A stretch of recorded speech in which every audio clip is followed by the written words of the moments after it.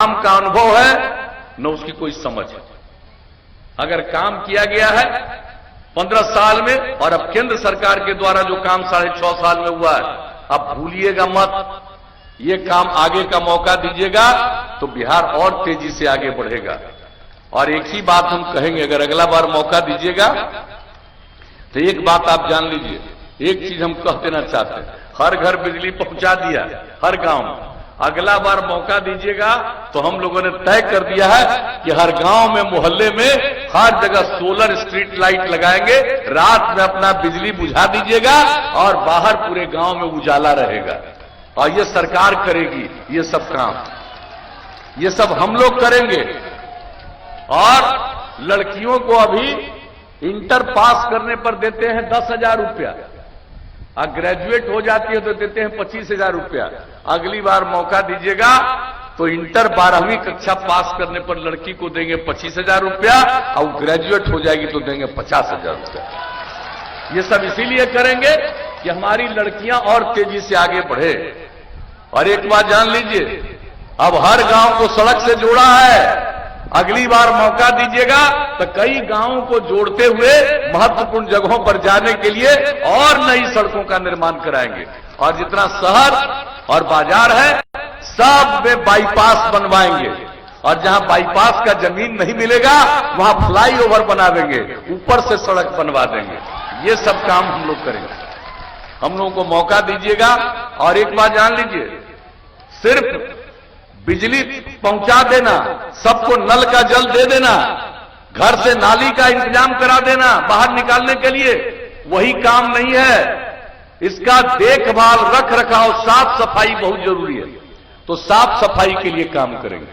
और दूसरी बात है, युवाओं को, युवतियों को जो प्रशिक्षण दिया कंप्यूटर पर, अब सिर्फ कंप्यूटर से काम नहीं चलने वाला, अब नई टेक्नोलॉजी आ गई है और केंद्र सरकार के द्वारा कई स्थानों तक पहुंचाया जा रहा है। हम लोगों ने तय कर दिया है कि हम लोग अपने युवक युवतियों को नई टेक्नोलॉजी का प्रशिक्षण करवाएंगे ताकि उनको बेहतर काम मिले, उनकी आमदनी बढ़े और दूसरे लोगों को भी वो काम दे सके। और ये होगा तो जान लीजिए, हमारे लोगों को मजबूरी में बाहर नहीं जाना पड़ेगा और हम लोगों को कोई सामान भी बाहर से नहीं लाना पड़ेगा, सब यही हो जाएगा। तो हम लोगों ने तो ये सब सोच लिया। और उसके अलावे स्वास्थ्य के लिए तो ध्यान देते ही हैं। लोग पशुपालन करते हैं, हमने जरा सर्वे किया था, ये हम बता देते हैं। हम काम करते रहते हैं और लोगों के बीच घूमते रहते हैं, देखते हैं कई गांव में क्या देखने आते हैं। आपको अच्छी तरह मालूम है कि एक एक चीज की जानकारी के लिए हम पहुंचते हैं और देखते हैं। हमारे मन में ये बात आ गई कि भाई लोग पशुपालन करते हैं लेकिन उसका इलाज ठीक ढंग से वो नहीं करवा पाते और उसमें उनका पैसा खर्च होता है। तब हमने सोच लिया है कि अब पशु चिकित्सालय भी बनाएंगे 8 से 10 पंचायत पर ही। और जो नई टेक्नोलॉजी है हर गांव तक पहुंच जाएगी और अगर किसी का जानवर भी बीमार है उसी के माध्यम से तुरंत वहां खबर करेगा पशु चिकित्सालय में, इलाज के लिए चिकित्सक आएंगे, जरूरी दवा का प्रबंध करेंगे और दवा आपको नहीं खरीदना पड़ेगा, राज्य सरकार अपनी तरफ से दवा दे देगी। तो ये सब भी काम करेंगे।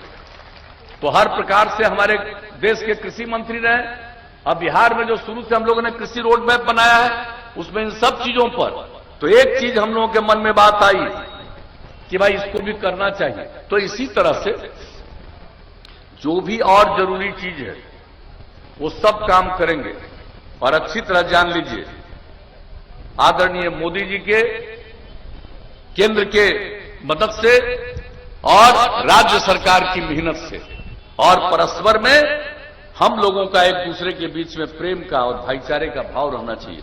मिलजुल करके काम करेंगे और निश्चित रूप से बिहार को और आगे बढ़ाएंगे।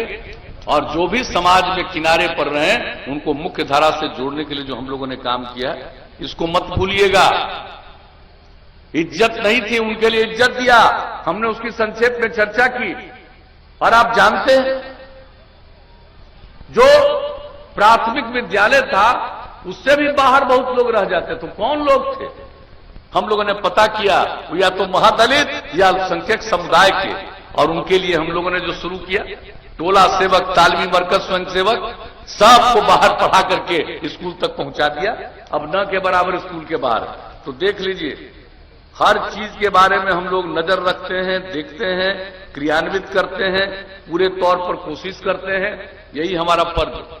अगर आपको लगता है कि हम लोग मिलजुल करके जो काम करते रहे एनडीए के लोग, अगर वो काम अब तक ठीक करते रहे हैं, तो आगे भी आप मौका दीजिएगा ताकि बिहार को नई ऊंचाइयों पर, और ये तो ऐतिहासिक भूमि है, हम तो नमन करते हैं इसका। और हम लोग के उम्मीदवार शालिनी मिश्रा जी, इनकी माता जी की मृत्यु हुई, हम लोगों को मालूम हुआ 10वां दिन है। हम तो उनके प्रति अपनी श्रद्धांजलि अर्पित करते हैं और इनके घर पर गए थे, हम उनसे मिलने का भी मौका मिला था।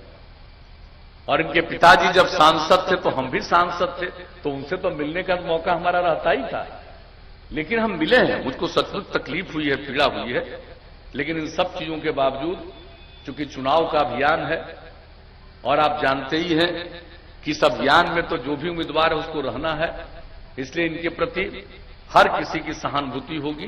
तो मैं आप सबसे यही निवेदन करना चाहता हूं कि एकजुट होकर के और एनडीए की सुयोग्य उम्मीदवार शालिनी मिश्रा जी को तीर छाप के बगल का बटन दबा करके विजयी बनाइएगा, यही आग्रह करेंगे, क्योंकि हमको अभी कई जगहों पर जाना है। तो क्या उम्मीद है?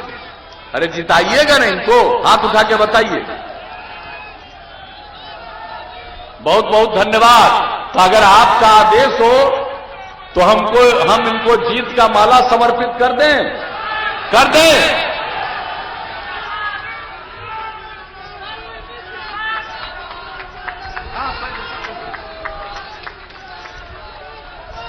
तब आप लोगों की सहमति से हमने इनको जीत का माला भी समर्पित कर दिया है। आप एकजुट होकर के सब लोग मिलकर के, और जो 3 तारीख को वोट है उस दिन एकदम जाकर के वोट करिएगा। और बहनों से तो यही कहेंगे कि सबसे पहले वोट दे दीजिएगा, ये आप ही की ना है, आई सब दिन आप ही के बारे में सोचती रहेंगी, और खाली आप नहीं बाकी लोगों के बारे में भी सोचती रहेंगी। तो इन्हीं शब्दों के साथ मैं आप सबको हृदय से धन्यवाद देता हूं, पुनः आपका अभिनंदन करता हूं और आगे जाने की इजाजत देता हूं।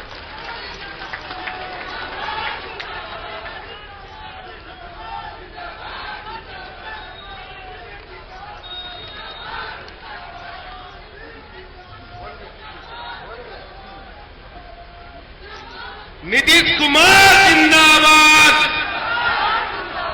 शालिनी मिश्रा जिंदाबाद, नीतीश कुमार